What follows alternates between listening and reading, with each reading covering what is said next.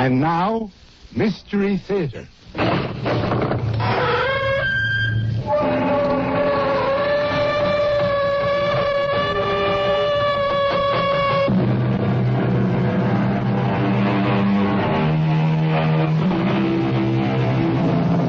Come in. Welcome. I'm E.G. Marshall. What are you doing right now? As a matter of fact, what are you doing most of the time? Is it something that makes your heart sing and your spirit soar? Or do you just put in your 8 hours? Is life a challenge, an adventure, a thrill for all 5 senses? If not, be careful. Something inside you may be trying to tell you something, and you'd better listen before it's too late. On the other hand, maybe you'd better not listen. But you can't be serious, Olivia.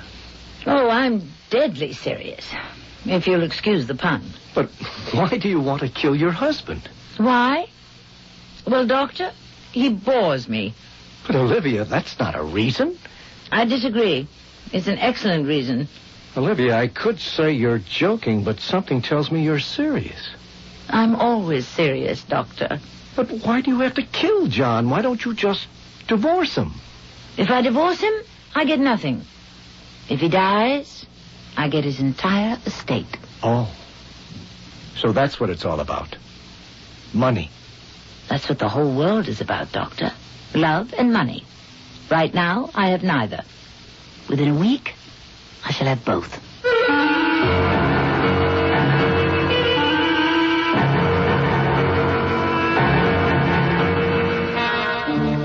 Our mystery drama, Sleepwalker, was written especially for the Mystery Theater by Sam Dann and stars Tammy Grimes.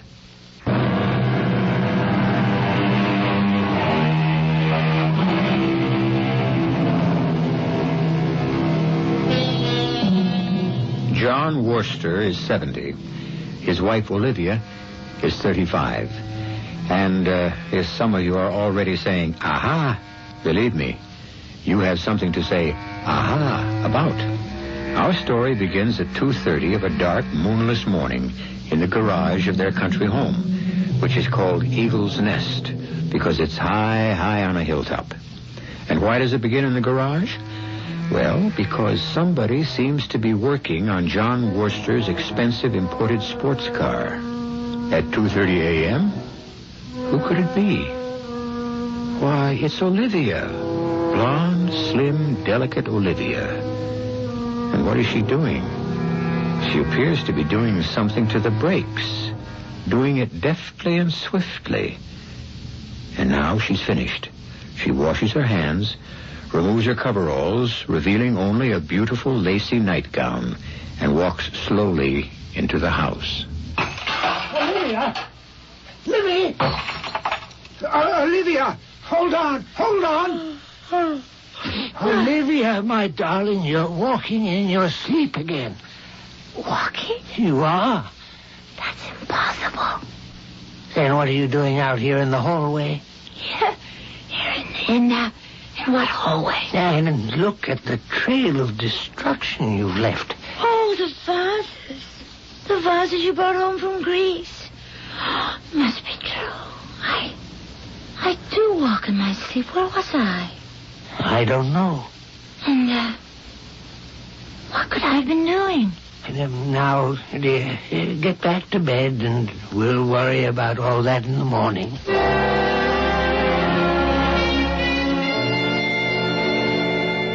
Good morning, dear. Good morning. May I pour you some coffee? Thank you. Did you get through the night without further ambulatory activity? I wouldn't know.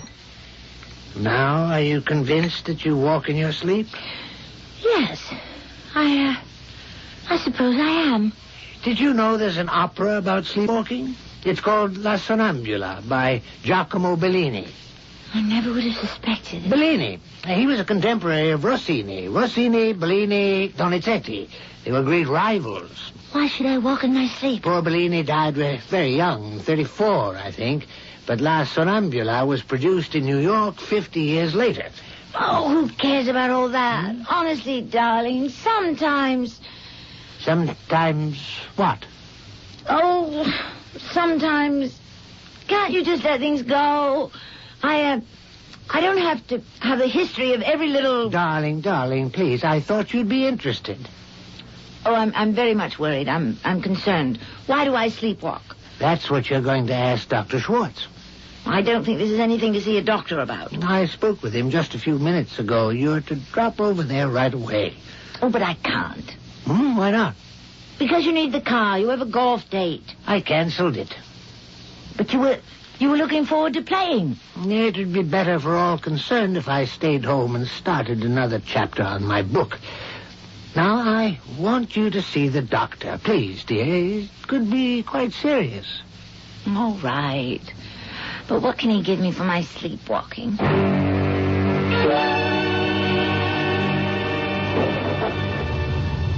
Libby, Yes, dear.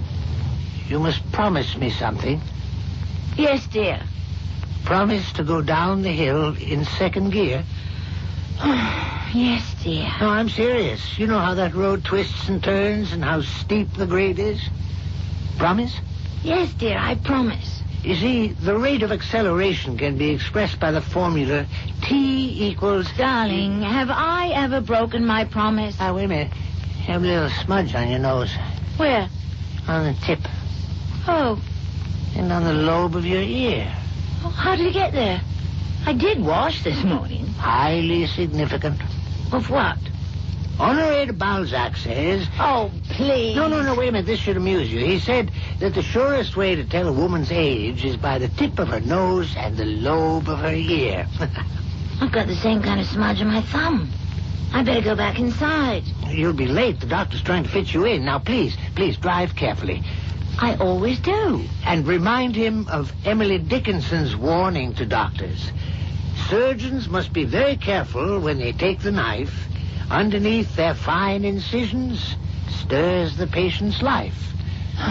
Yes, I'll do that.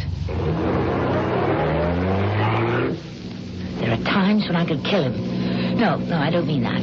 I just wish he'd shut up. Now, what are those smudges he mentioned? How did I get them?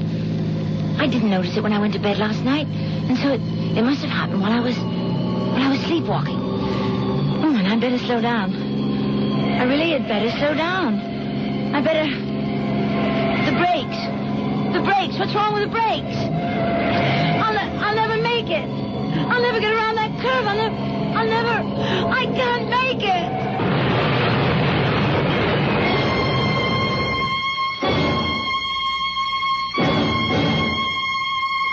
Darling, you all right?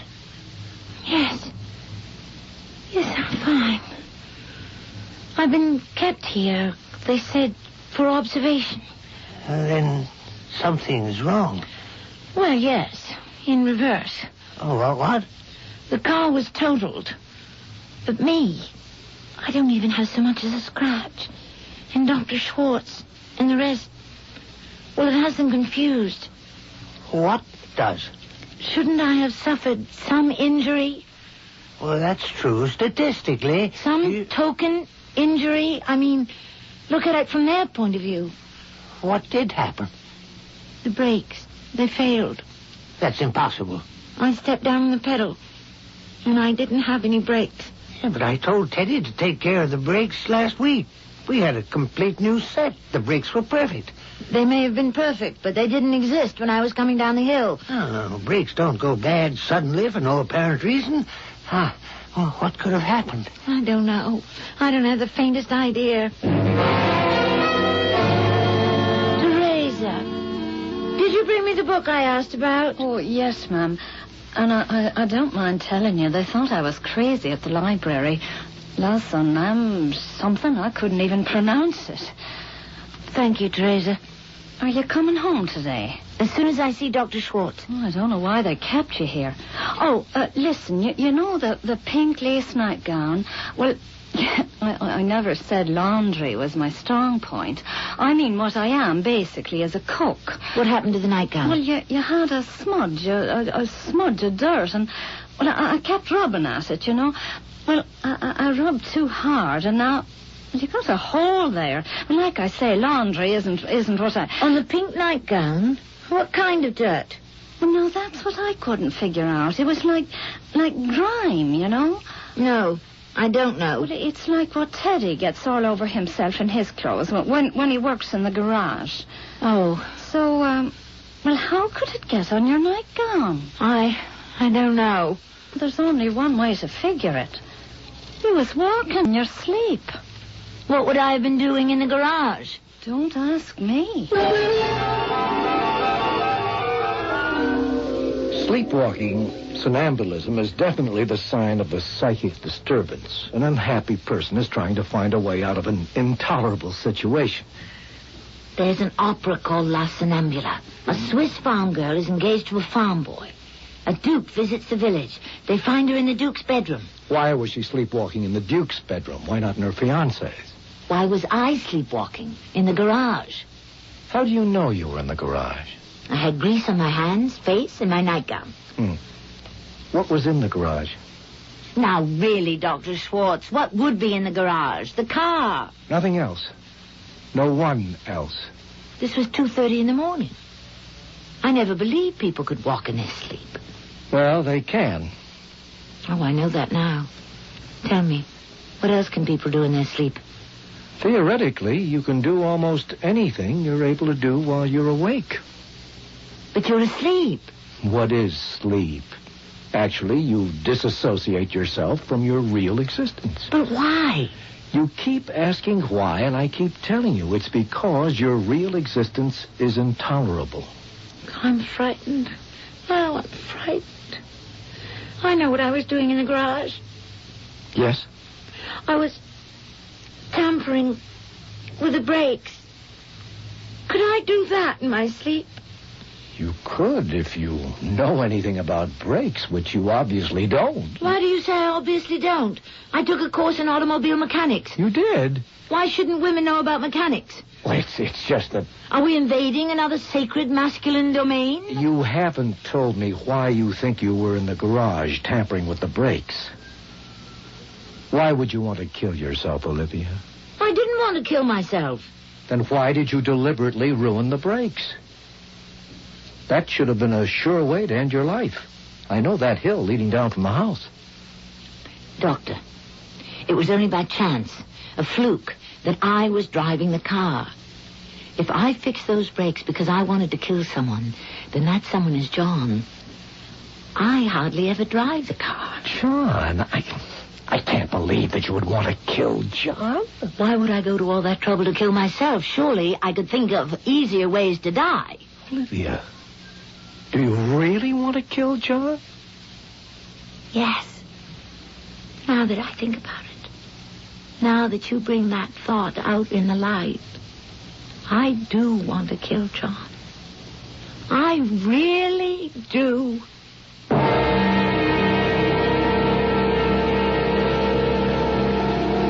And they appeared to be such a happily married couple, too. But that's how it goes. We all tend to make our judgments based on surface things. And what kind of surface do you present to the world? Well, we'll be dealing more with the subconscious, the unconscious, and even the conscious when I return shortly with Act 2.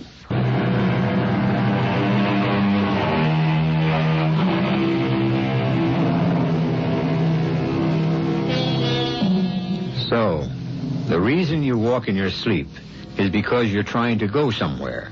And that somewhere is away from here.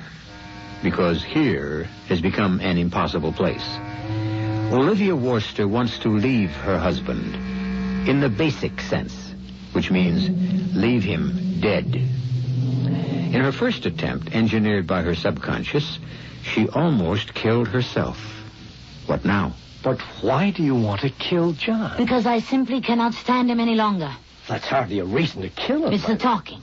The constant, everlasting, endless talking that's driving me crazy. That's why I can't stand him. But surely, Olivia, the need to communicate... Who says people have to communicate all the time? What's so glorious about communication if all you communicate is boredom and nonsense? Well, Listen, Doctor. my husband John is, well, how would you like to be married to a dictionary, an encyclopedia, a record book, an anthology that just goes on, day and night? If it's so bad, why don't you leave him? You mean divorce? Yes. I don't believe in divorce.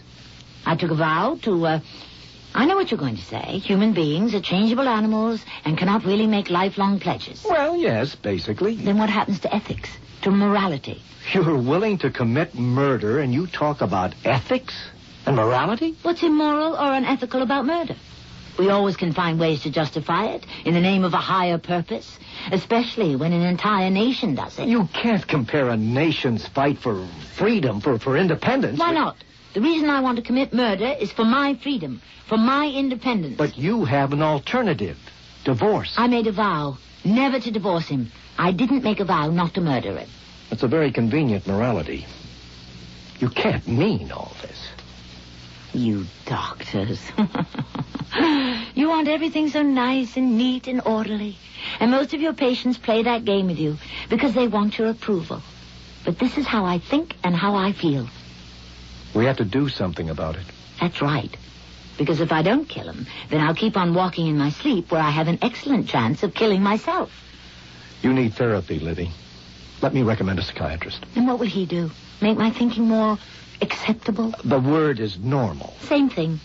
You want me to learn to put up with John or agree to a quiet divorce? Yes. And if I go the divorce route, I'll lose out on most of John's estate. So, money's an issue here, too. Certainly. Love and money. What else is life all about? Well, Livy, John's twice your age. He'll die long before you will. Not the way he takes care of himself. Age is age. He may die of natural causes if you give him a chance. As a physician, aren't you required to keep what I told you confidential? No. Not where it concerns criminal intent. But what is there I could say to John? Or to the police? Who would believe me?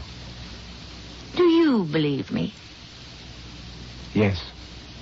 I believe you. But what can I do about it?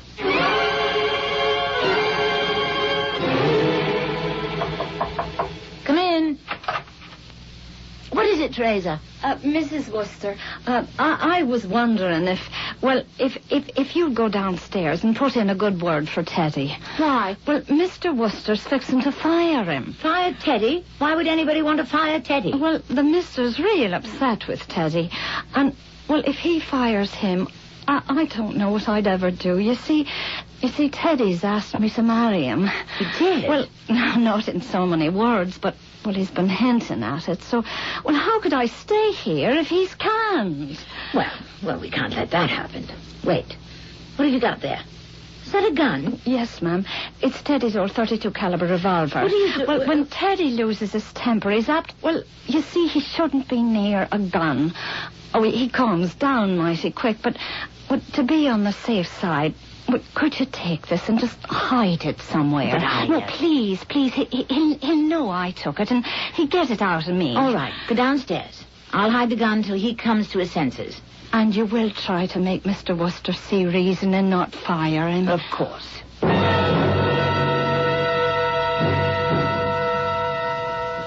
Now, how long's this been going on? How long's what been going on? How long have I been paying for gasoline that I never used? Repairs that were never made? Supplies that were never delivered? I don't know what you're talking about. I have here a bill for $72 for new brakes. You got new brakes, Mr. Worcester. Brakes that lasted less than a week. Mrs. Worcester was almost killed. How do you explain that? I can't explain it. I'm sure you have a very comfortable arrangement with all the shopkeepers in town. Now, look, I don't have to take that from anybody. John, dear, I can hear you all over... You're fired. You can't fire me. I quit. Please, listen to me, both of you. I want you off this property immediately. Now pack your things and go. You couldn't pay me $50,000 to stay here another 5 minutes. Over the years, that's probably what you've stolen. Once a jailbird. I'm coming back here with a gun, and you better be ready to apologize. John, I cannot believe... Be quiet, my dear. Hello? Who is this? Oh, Amanda, connect me with the sheriff right away. John, will you please? I will not be taken advantage of. Oh, hello, Sheriff Adams? John Worcester. No, damn it, I don't want to go fishing.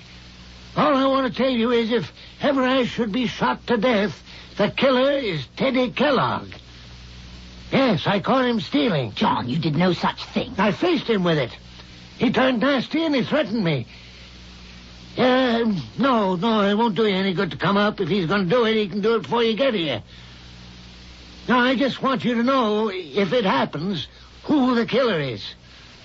Yeah, that's right. How Teddy wouldn't kill anybody? He couldn't. Teddy would, could, and has. 30 years ago, he got into a fight over a girl. Teddy? Yeah, he killed his rival in a fit of anger.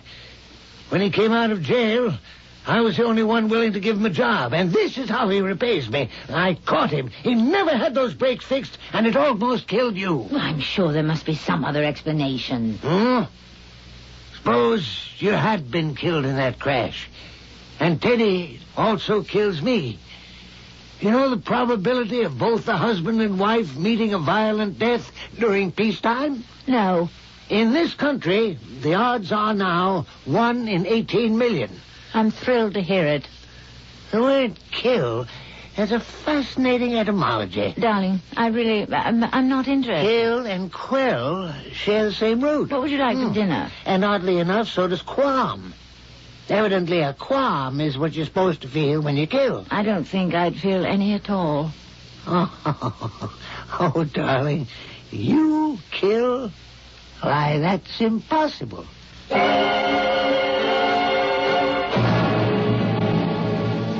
And now, dear, you're sure you don't mind staying alone in the house? I'm sure.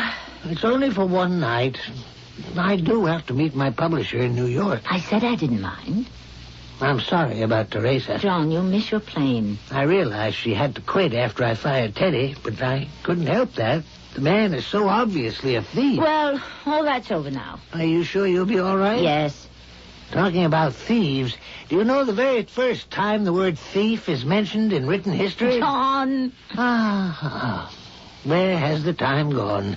I mustn't miss my plane. What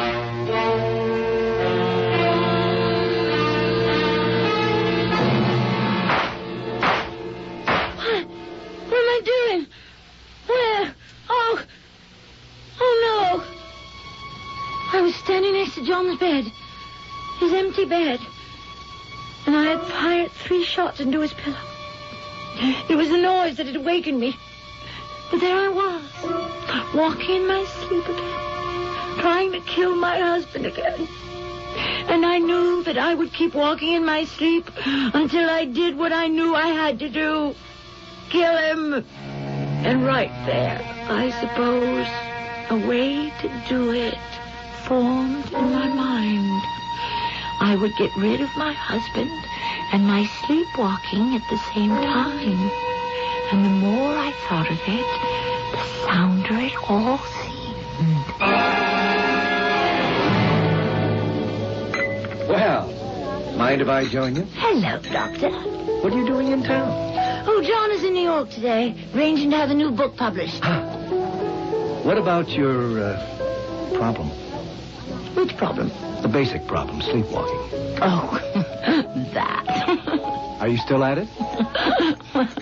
Why should I be? Because you really haven't faced up to facts.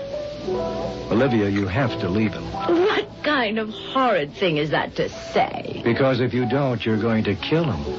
Wherever did you get that outlandish idea? You gave it to me. Oh. Well, I just had a harrowing escape from death. I may have been somewhat out of my head. I love John. Truly. I was thinking about what you said. It makes a terrible kind of sense. His conversation drives you crazy. Did I ever say? Yes. He talks. He tries to be witty and entertaining because, well, that's all he can do now. And it's, well, a pathetic attempt to cover up his inadequacy in other marital areas. You put that so delicately. Livy, don't be a fool. It's December and July. It doesn't work. It does? For so many people. But not for you. Your entire psyche is in open rebellion. Do you think there are too many calories in the New England clam chowder?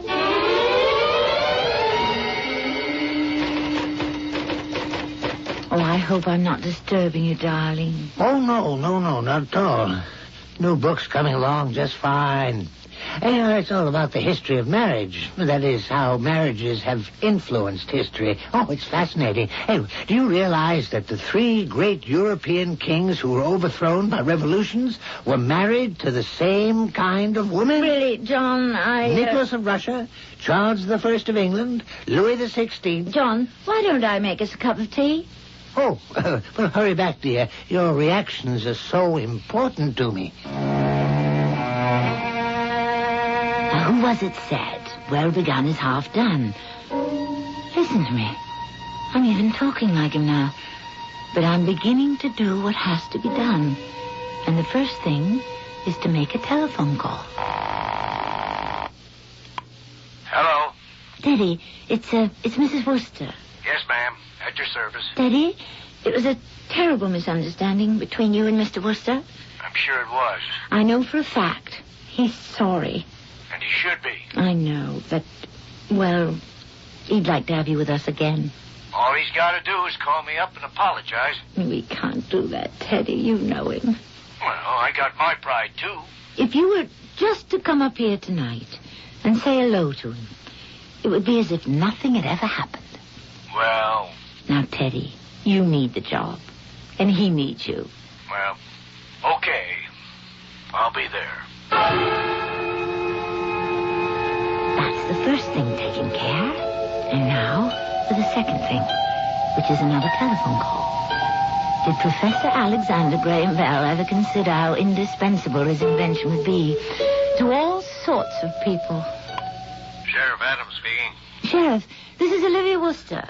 Yes, ma'am? My husband just received a phone call from Teddy Kellogg. It was a very threatening call. I listened in on the extension. Threatening? But John refuses to take it seriously. Teddy has been threatening to kill him. Yes, I know that. You see, John fired him and won't give him a reference. Now, maybe that's wrong. But right now I'm terrified. Maybe I'm being silly. I'll be right there. Don't you open the door to nobody till I arrive. And now, of course, for the third thing, the act itself. I must get Teddy's gun from the drawer where I've kept it hidden, and I shall walk very quietly back to the study. Tiptoe quietly. I will spare him the sight and the knowledge. Ah, John, like so many heroes, you shall die with your boots on. That is, in your case, busily creative at your typewriter.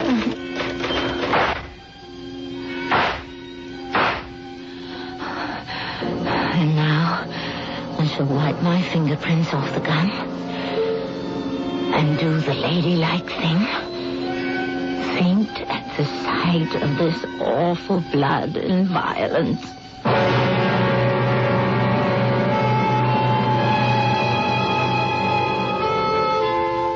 Well, could the thing be more deftly done by Lucrezia Borgia or Catherine de Medici? I realize we're using a great many historical allusions in our tale, but they fit the piece. And really, our basic problem, the true argument of our story, is stated perfectly by an old English saying. If he is withered and she is supple, they cannot make a happy couple. We shall resolve all of our problems, hopefully, when I return in just a few moments with Act 3.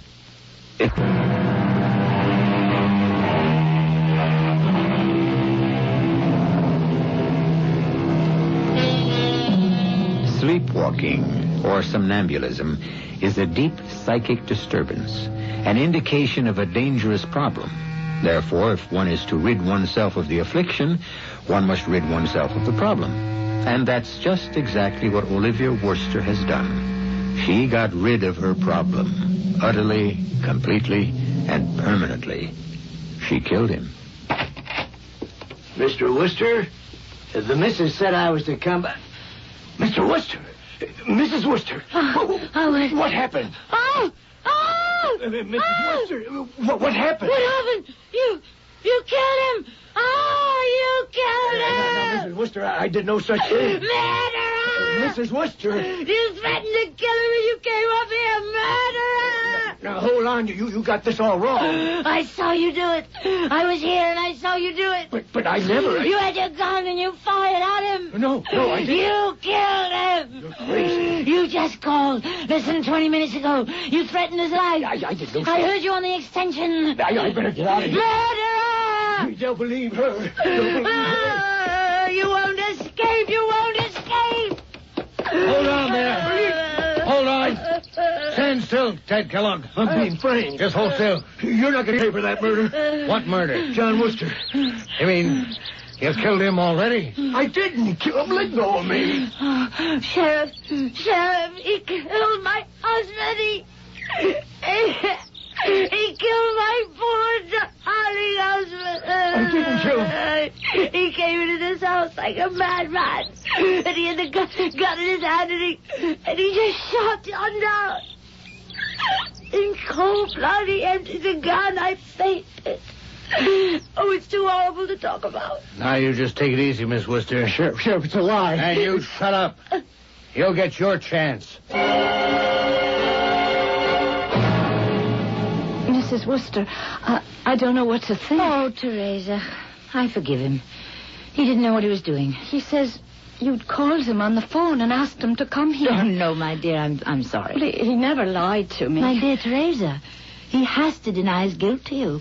He's afraid he'll lose your love. I keep telling him I'll stand by him no matter what. Poor man. I mean, after all, his reputation is important to him. I'll see to it that he gets a good lawyer. You will. After all, part of it is John's fault. Oh, Mrs. Worcester, you are a saint.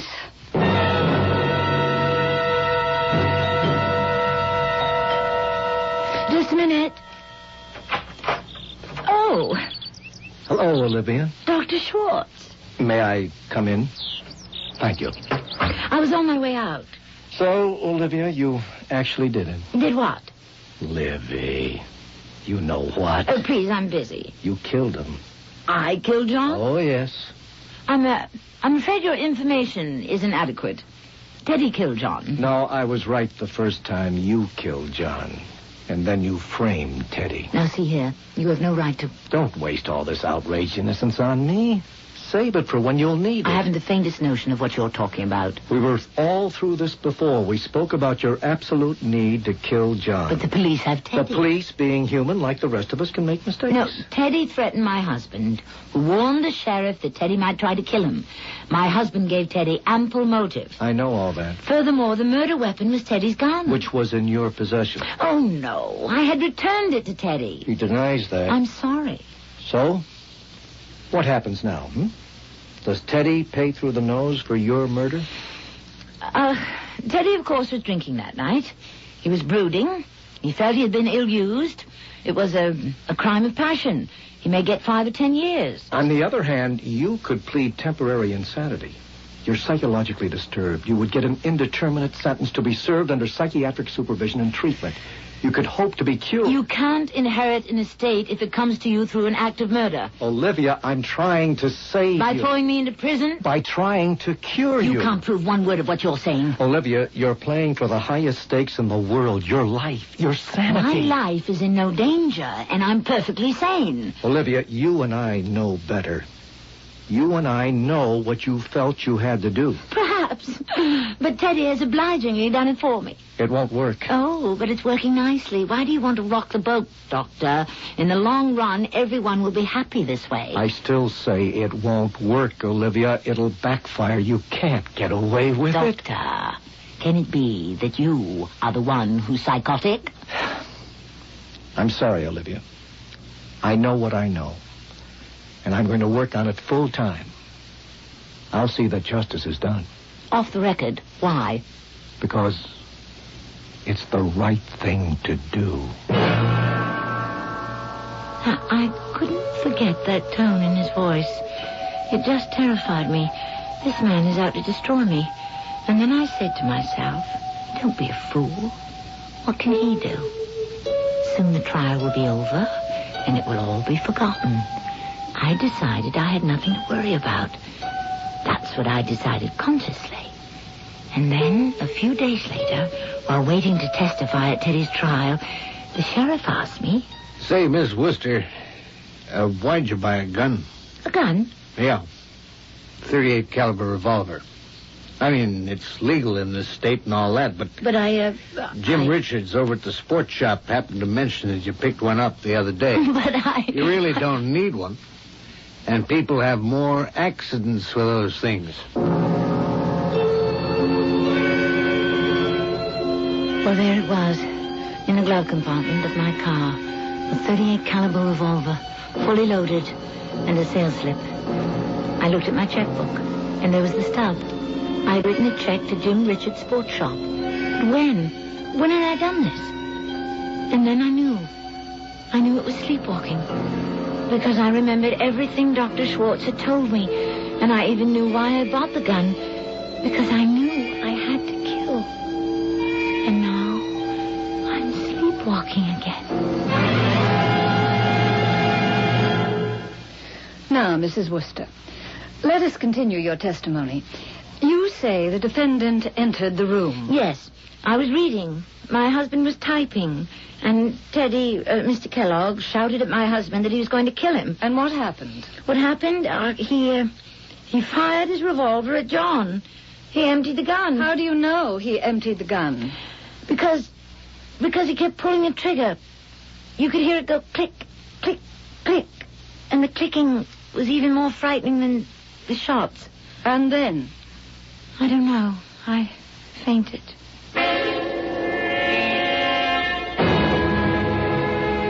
You were a very effective witness today in court. Yes? Believable, sympathetic. But you made the mistake I warned you about. Look, this just isn't going to work. Now, I read the complete report. As a matter of fact, I performed the autopsy. Well?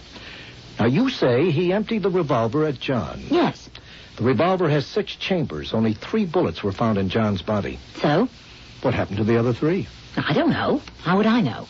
There were 6 empty shell cases in the gun, but only 3 bullets are accounted for. Why don't you ask the sheriff? I'll do better than that. I'll tell the sheriff. I'll tell him that he has neglected to look for 3 missing bullets. I don't see how that could prove anything. Olivia, you're lying. And if you're lying, then Teddy's telling the truth about everything. You never gave him back the gun. You fired those first 3 shells at an earlier time. It may have been an unsuccessful effort to kill John. You may not even be aware of it. I'll have to ask you to leave. Olivia, I'm not a detective. I'm a doctor. Your doctor. I won't say anything to anybody till tomorrow. You do some thinking tonight. And then in the morning, we'll talk to the sheriff and to the judge together. It's your only chance.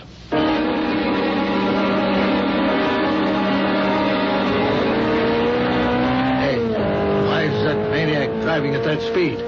All units. A sports car looked like a Simonetti. I couldn't tell. Went by me too fast. Must be doing close to 90 or 100. Heading west on Trumbull. We better bag this idiot before he kills himself and Lord knows who else. Olivia, come in. I'm glad you decided to come. Hey, Olivia, that gun. Don't. You don't know what you're doing. I know what I'm doing. Olivia, wake up. I'm up. You're sleepwalking. I'm going to kill you. Olivia. I have to kill you. You understand that, don't you? It's you and me. And once you're gone, I'll be at peace, at ease. Olivia, listen to me. It's your fault. You won't let up on me. Olivia, you'll never be at peace. John was, and that's why I killed him. You also patronized me the way he did. You're so superior. Olivia, I'll be able to help you. You know the name of the girl in the opera La Sonnambula? Amina. Listen to me, Olivia. Yes, she had courage. She wanted the Duke, so she went to his room. Women like us, we can only express ourselves when we're asleep. I don't want to be cured. Please, Olivia, wake up. I never want to wake up. Never. Never. Never.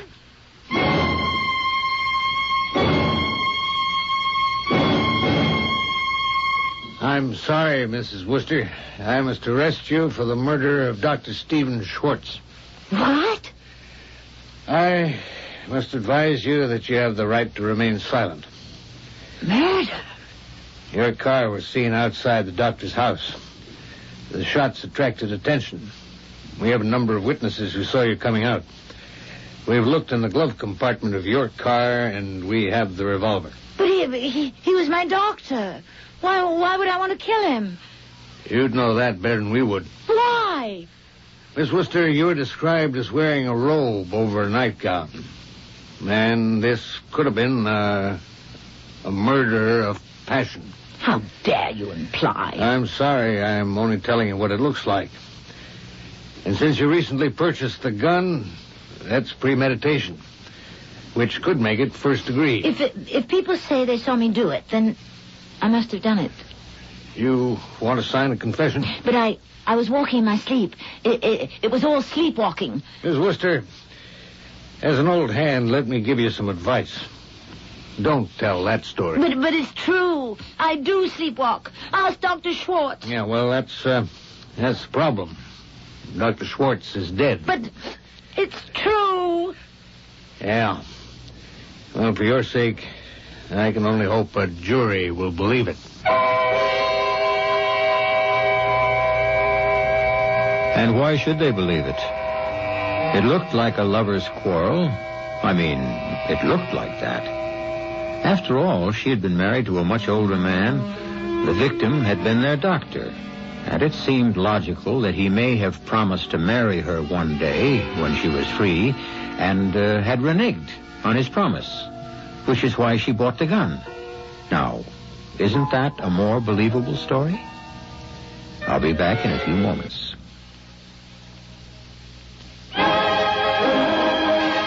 John Williams and the Boston Pops Orchestra proudly present Music of America. Music of America, the ultimate star-spangled double album collection. 20 tunes that made America great. Over 70 minutes of your favorite American melodies, performed by our greatest conductor. And you can get John Williams, the Boston Pops, and 20 classic American songs on 2 records or 1 extra long play cassette for just $14.95 plus shipping. Only $15.95 plus shipping for the compact disc. Only through this exclusive radio offer from Teledisc. To order Music of America for yourself or as a gift for a loved one, simply call 1-800-292-3800. That's 1-800-292-3800. Credit cards accepted and satisfaction is guaranteed.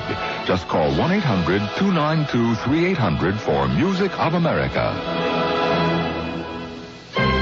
In the spirit of holiday giving, the Wall Street Journal offers the following advice. Give your business associates, friends, or even yourself a gift of real value. A gift that can benefit careers and help get the new year off to a successful start. Give the Wall Street Journal. The Journal provides a clear, complete look at the business world, and it's organized to give readers the news they need quickly every business day. From the economy to politics, personal investments to corporate finance, marketing to technology and the law, you'll find it in the Journal. What's more, the Wall Street Journal is a gift that will be enjoyed long after the holidays. Now, in fact, you can send a 12-week subscription for only $29.75. That's 12 weeks for only $29.75. Call toll-free 800-231-1800. Call now so the Journal's gift card in your name will arrive in time for the holidays. Today's Wall Street Journal. Faster, tougher, smarter. Call 800-231-1800 now.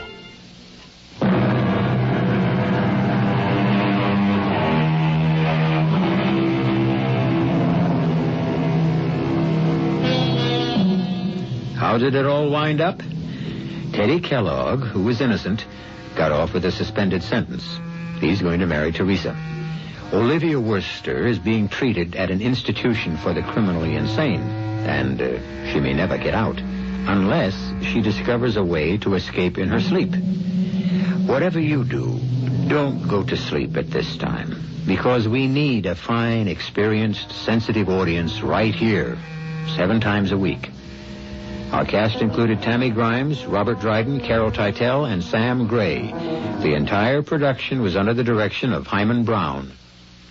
Since 1941, whenever our troops needed laughter, encouragement, and a little bit of home, the USO was there. Ian, I also have regards from you boys from Betty Grable. She sent you boys the regards. I'm sorry, that's all she sent. Today, nearly 5 million military personnel and their families live in surroundings that are often unfamiliar, sometimes unfriendly. The USO is still there.